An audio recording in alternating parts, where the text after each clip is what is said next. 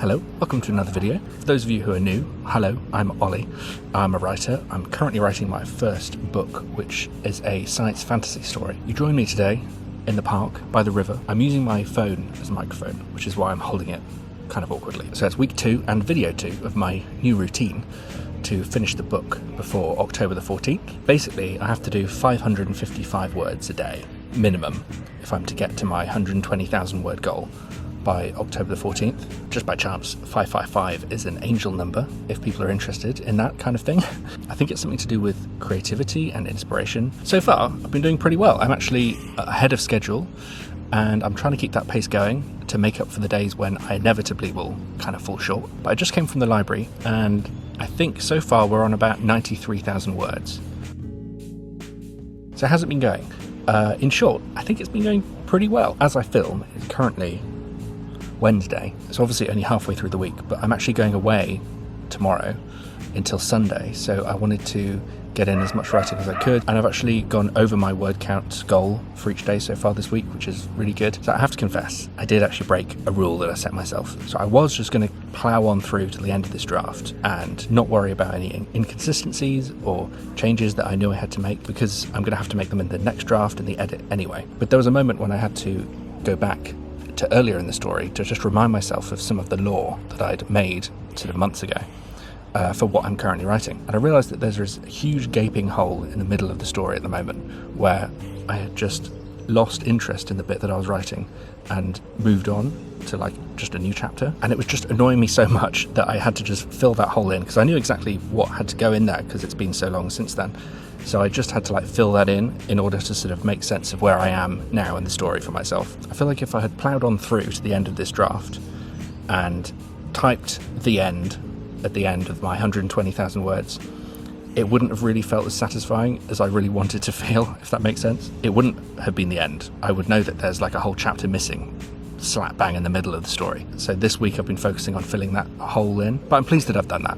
Just if only for the completionist in me. But I've just finished filling in that hole in the story, and I'm really pleased that I've done it. And now I can just focus on forging ahead and getting to the end, basically. One thing that's really interesting, and this won't make much sense to any of you now, but hopefully one day you'll all read the book and you'll come back to this video and realise what I'm talking about. It's really interesting how some of the characters, and one character in particular, has really kind of taken over a lot of the story in a way which I would never have guessed at the beginning. This probably sounds obvious to people who have already written a book in the past, but because this is the longest thing I've ever written and the thing which I've worked on for the most amount of time on any of the projects that I've ever worked on in the past, I find it really fascinating how there's this kind of alchemy that goes on when you're letting this story stew in your head for the better part of a decade, and it just kind of transforms itself as you carry on working on it. And I know I keep on kind of complaining and bashing myself for taking so long on this story, but on the other hand, I'm really pleased that I've given myself this amount of time and allowed myself to like just kind of stew on the story for this long, because hopefully it's going to work out way better than it would have done if I just bashed it all out in like 6 months or a year. And thinking back to what it was like in the first draft back in sort of 2016, God, it's so much better now. so much better. I'm so pleased I didn't release that into the world. But then I guess there's the temptation to just carry on working on this forever and ever until it's perfect, which will never happen. But that's not going to happen. I'm going to finish this draft, and this will be the main draft, and I will give you all the story and you can judge me for it. So yeah, 93,000 words. I'm pretty happy with that so far. So yeah, that's about it for writing updates this week. I'm just ploughing on. I was thinking about doing a longer writing session at some point. Someone left a comment on my last video saying that they do or have done 10,000 word days in the past, which sounds terrifying and intense and exhausting, but I kind of think it might be quite a fun challenge. If I can find a day when I can dedicate that to just doing writing, maybe I could get as close to 10,000 words as possible. But if I did that, that would be a third of the way there, because I've only got 30,000 words left, or actually about 25,000 words left.